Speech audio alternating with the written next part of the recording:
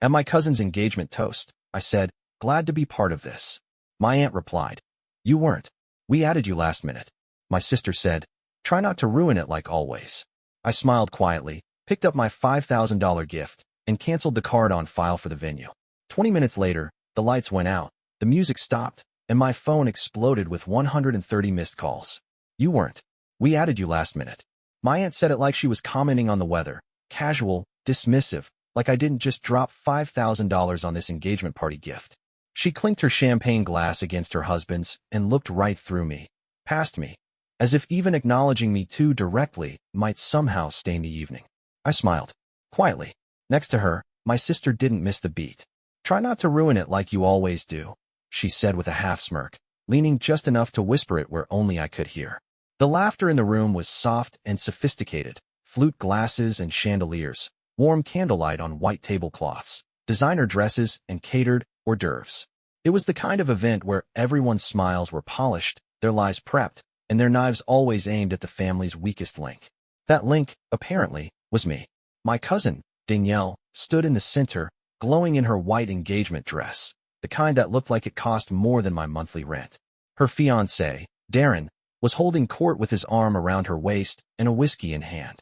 They looked perfect, like something you'd see in a magazine ad for people who never had to work retail in their 20s. Danielle had always been kind to me, in that polished, surface-level way.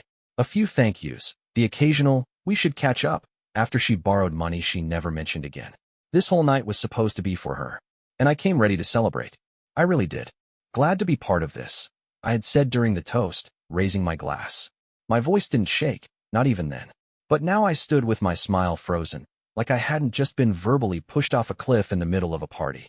Like I wasn't watching years of quiet sacrifices get vacuumed into the black hole of their selective memory. I took one step back from the circle, then another. Nobody followed. They were too busy posing for the photographer, too busy tagging #FamilyFirst in Instagram stories I wasn't in, too busy pretending I was always on the edge, never in the frame. That's when I did it. I leaned down, picked up the beautifully wrapped gift, the one with the designer ribbon and the receipt that proved it cost more than their entire dinner service, and walked away.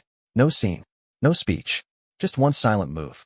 I walked out the side exit, stepped into the cold air, pulled out my phone, and canceled the credit card that was still on file for the venue. The one I had put down as a favor when my uncle's was mysteriously flagged. 20 minutes later, the music stopped. The lights went out, and my phone lit up like a Christmas tree on fire, 130 missed calls. That was when the real party started. The first person to call me was my mother.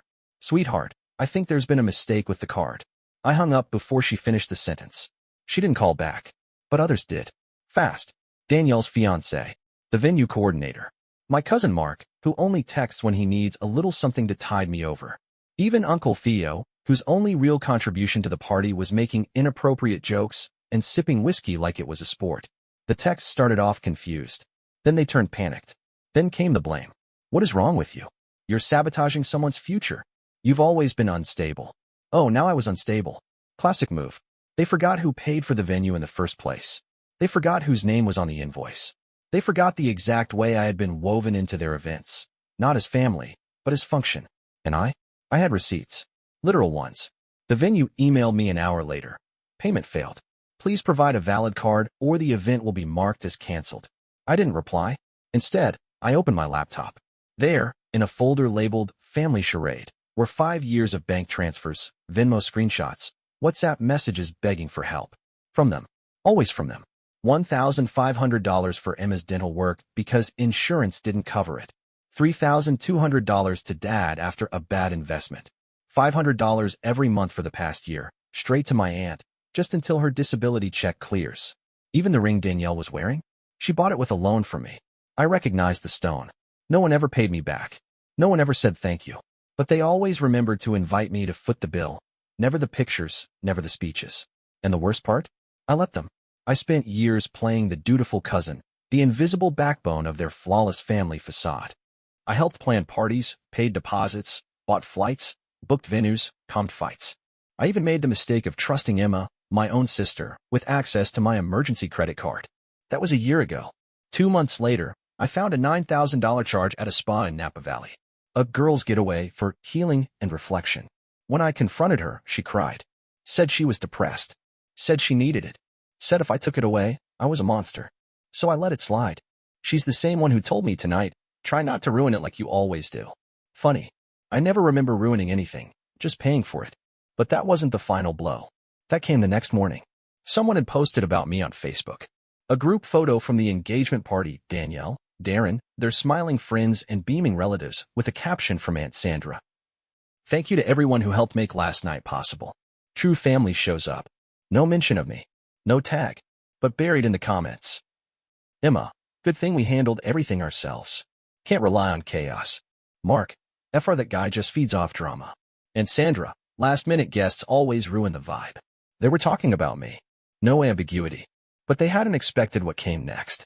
Because I'd been waiting. Gathering. Archiving. See, Emma once borrowed my laptop. Forgot to log out of her email. I didn't snoop. Not at first. But 2 weeks later, I got an alert that someone had tried to use my PayPal. Her name was in the autofill. So I checked. And what I found? A draft email. Never sent. Probably forgotten. Subject line, backup plan if he freaks out. Inside was a full breakdown of the party budget. Venue, $17,000. Paid by me. Cake, flowers, music, all contingent on my card. And this line at the bottom, written by my own sister. If he acts weird or tries to back out, we'll say he insisted on paying. Can frame it like a surprise. No one will blame us. The date? 3 weeks before the event. That was their insurance policy. In case I ever grew a spine. I did. And now I had proof. But I didn't post it. Not yet. I wanted them to feel safe. For now. Then I found the audio. Buried deep in a WhatsApp chat backup on an old phone I used to lend Emma, a recording labeled, "He's losing it." I clicked play. It was my voice. Twisted, spliced. Saying things I never said. Yelling I never did. Chopped up phrases from years ago, stitched together to make it sound like I was unstable. I nearly dropped the phone. They were preparing for a narrative. A just-in-case version of me. The kind they could pull out like a fire extinguisher. Dangerous. Unhinged. A liability. So they could take my money, use my name, and still look like victims. This wasn't just betrayal. It was premeditated. That night, I sent an email. One line. No subject. You might want to talk to your daughter before the video goes public. I CC'd Aunt Sandra, Uncle Theo, and Danielle. Then I waited. 20 minutes later, 19 missed calls. I didn't answer. I was already editing the footage. The engagement brunch was rescheduled for the next Saturday. Same venue. New card. Different vibe. No one invited me. I invited myself. I didn't sneak in. I RSVP'd directly to the coordinator. Still had admin access. Still had a say. I walked in 15 minutes before the toast. Black blazer. Calm face. Flash drive in my pocket. One goal. They saw me and went still, like I was a ghost walking into my own funeral. Emma actually dropped her mimosa. And Sandra blinked twice like she was trying to delete me from the room with her mind. Danielle looked nervous. Darren looked confused. Perfect. The coordinator approached me, asked politely if I was here to drop something off. I smiled and said, no. I'm here to add something to the playlist. She hesitated, but nodded. 10 minutes later, right as Danielle raised her glass for the toast, the screen behind her flickered to life. Can we get a quick video from the family? I asked loudly. Everyone turned. The video started. No sound at first. Just screenshots. Venmo. Zelle. My bank app. Transfers with memos like Emma's dentist and deposit for Danielle's venue. $500 here, $2,000 there. Another $1,200 just labeled Save Us. Laughter in the room turned to coughs. Forks went still on porcelain plates. Then came the audio. Clipped. Familiar voices. Emma, if he freaks out, we'll say he insisted. He's good at looking desperate. People believe it. And Sandra, well, he owes us something. He wouldn't have that job if it weren't for the family.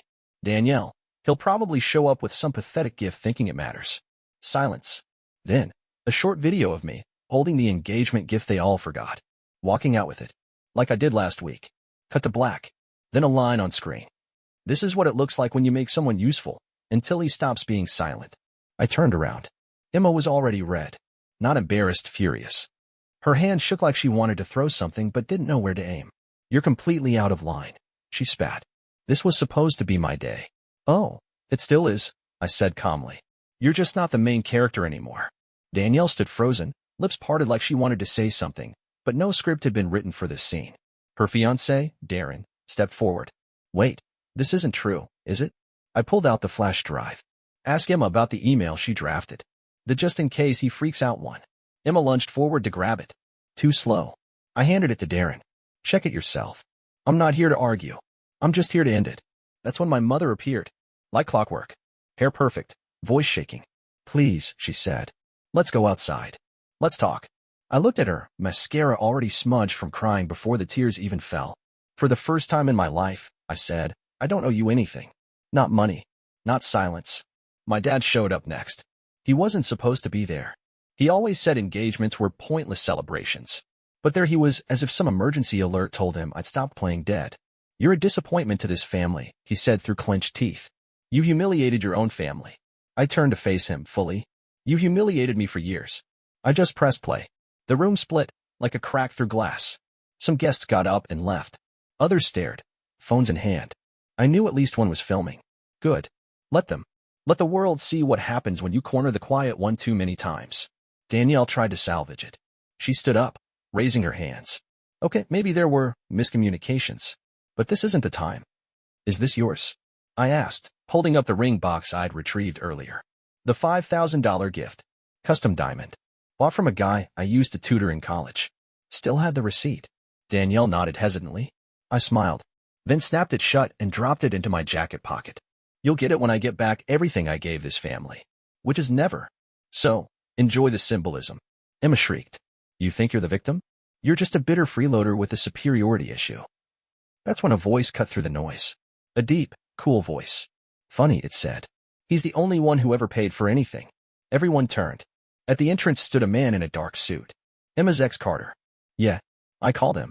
Turns out, I wasn't the only one she burned. He had his receipts, too. He stepped forward, handed me an envelope, and spoke just loud enough for the nearest dozen guests to hear. These are screenshots.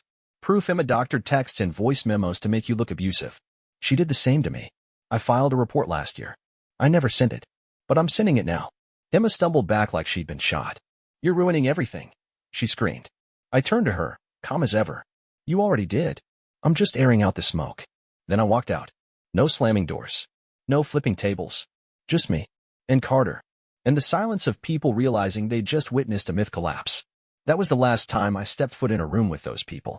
And from what I heard later, that was the last time anyone looked at Danielle's perfect family the same way again. Silence after a storm isn't peace, it's just everyone checking if they're still alive. 2 days after the engagement toast exploded, my phone was burning. Over 130 missed calls. Facebook was a battlefield. Long-lost cousins suddenly became moral philosophers. Everyone had a take, a theory, a guilt trip. I said nothing. Exactly as planned. Because I was busy. On Monday, I registered a new company, Last Minute Guest, LLC. Yes, that exact phrase my aunt used to cut me out of the celebration. If I wasn't supposed to be part of their story, I'd write my own and sell tickets. Within a week, I had a website, a YouTube channel, and my first viral video. What happens when the family ATM shuts down? The second one hit harder. How to be uninvited and still own the room. My subscriber count hit 75,000 in 10 days. Comments flooded in. You told my story. They did this to me too. I didn't know I needed this. I wasn't screaming. I was building. Then I launched merch hoodies, mugs, phone cases. Bestseller? A black hoodie with white text. Glad to be part of this. And in tiny red stitching at the hem. Until I read the receipts. It sold out in 2 days. I thought that was the best part. It wasn't. Because the real twist came from someone I didn't expect. Darren, my cousin Danielle's now ex-fiancé. He messaged me late one night. Can we talk? Just us. I assumed it would be a warning, or worse, a threat. Instead, he showed up in person. No ring. Eyes hollow. I checked everything, he said. You were right. About all of it. I stayed quiet. I called off the wedding, he added, swallowing hard. But there's something else you need to see. He opened his phone, tapped a cloud folder, and hit play. It was a video. Grainy. Secretly recorded. Emma and Aunt Sandra, sitting on a couch with glasses of wine. Emma, he won't back out. We'll say it's for Mom. If he flips, we say he's unstable. Sandra, we've still got that college clip, right? The one where he said he wants to disappear? Splice it, make him sound suicidal. Boom. No credibility. I froze. Darren looked down. She left her laptop open. I found the video in a shared folder. She didn't even hide it. I couldn't speak. He reached into his bag and handed me a small box. Inside, the engagement ring I bought. She tried to keep it, he said. said it was already gifted. But this belongs to someone with integrity. And that's not her. I didn't thank him. I just nodded. And I knew what I had to do next. The following day, I met with a real attorney. Not a friend of a friend. A litigator. Someone who wore silence like armor. I laid it all out. The forged texts. The fake audio. The money trail. The video of their, just in case he freaks out, conspiracy. He took one look and said, "We have a case. Defamation. Emotional damages. Financial manipulation." I nodded, but added, "We won't start in court. First, we go public." So I posted a 3-part docuseries on my channel.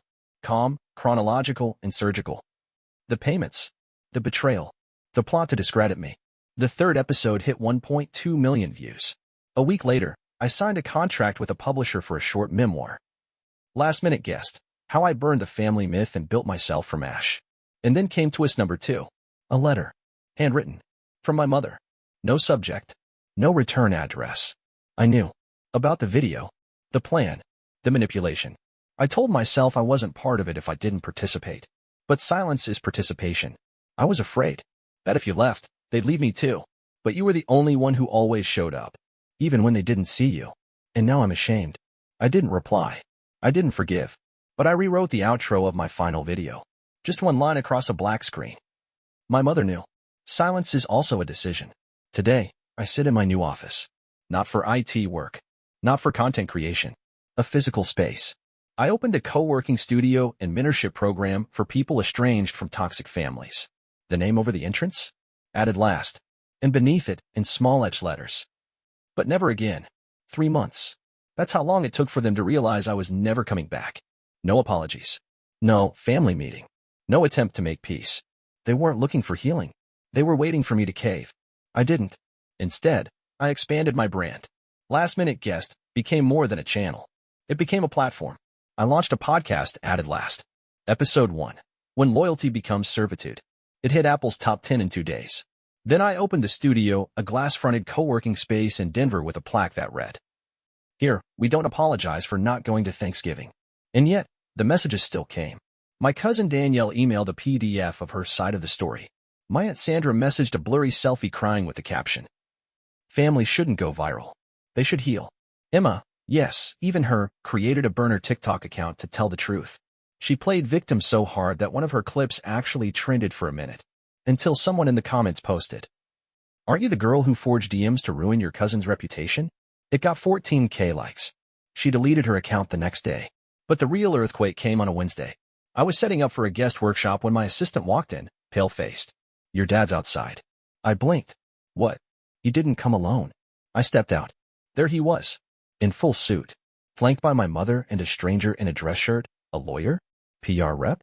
Who knows? He walked straight up to me like he owned the place. "You've made your point," he said flatly. "Now take it down." Take what down? The videos. The posts. The brand. All of it. Why? He didn't flinch. Because we're negotiating with a publisher. A book. Family memoir. Your name's in it. I smiled. There it was. The real reason he came. "Let me guess," I said. Chapter 1. The Ungrateful Son? "You think this is funny?" He barked. "You destroyed a legacy." "No," I corrected. "I just showed people what your legacy really was." That's when he stepped closer. Lowered his voice. "You always needed us more than we needed you. Don't forget that." I laughed. For real this time. I don't need to forget. I documented it. With timestamps. He turned to my mom. She couldn't meet my eyes. And then I did the thing he never saw coming. I reached into my pocket and pulled out a small metal key. Shiny. Silver. Symbolic. "You remember that house you used to take us to in the mountains?" He narrowed his eyes. "What about it?" "I bought the land behind it. 2 acres. I had a new fence built last week." So, I said slowly, "The only access road to your property now runs through mine." Pause. Then, "That's illegal." "Actually, no. It's a private easement. I'm within my rights. And I just installed a gate." His jaw tightened. "With a code," I added, "that you don't have." They stood frozen. My mom stepped forward, voice trembling. "Is this really what you want? To burn the whole family down?" I looked at her for the last time. "No. I just want to stop pretending the fire was warmth." And I turned. Walked back inside. The next day, I made one final post. Not a video. Not a podcast. A full-page ad in the Sunday paper. Yes, print. Old school. Black text on white. To the people who taught me that silence was safer than truth, thank you. You made me resilient. You made me relentless. You made me a ghost in your story, and I turned it into a bestseller. Formerly, the last-minute guest. Now, the one who turned off the lights and locked the door behind him. Last week, I changed my number. Told no one. I walked into my office, took a Sharpie, and scribbled something on the back of my old business card. Then taped it to the break room wall. In case of emergency, don't call me. I'm not family anymore. And the final gesture? I donated $10,000 to a scholarship fund for kids estranged from their families. Not under my real name, but under one that now belonged fully to me. Last-minute guest. Because sometimes the person they almost didn't invite is the one who ends the whole party.